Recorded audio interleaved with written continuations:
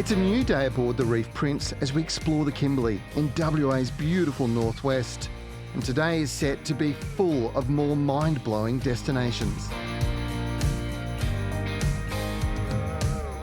This is just stunning. We really are in what feels like the heart of the Kimberley now. Tell us where we are.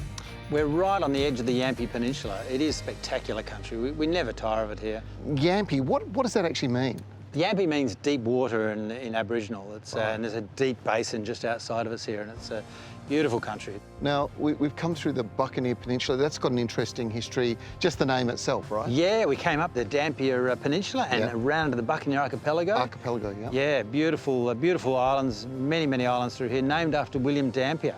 Right, so he was a pirate, if I remember correctly. He was, and hence the name Buccaneer Archipelago. He was an early pirate, came here in 1688. He explored this area, one of our early explorers to come through the Kimberley. And wrote a very famous book that inspired the king at the time. Yeah, A New Voyage Around the World. He published it in 1698, and it was a bestseller at the time.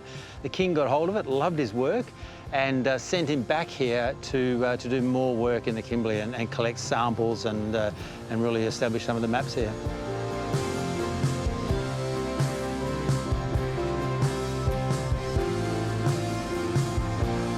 There are over 800 islands that make up this area, and every stop you make is amazing.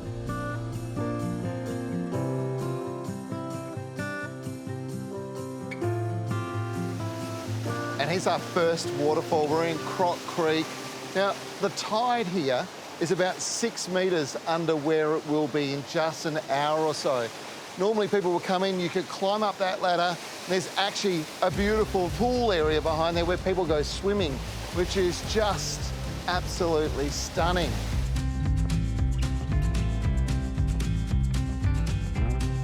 When you're able to get down here at water level and you're moving through these beautiful streams, you really get a feel for the landscape. The rocks here are estimated to be over 1.5 billion years old, and this was actually part of its own separate continent that crashed into Australia.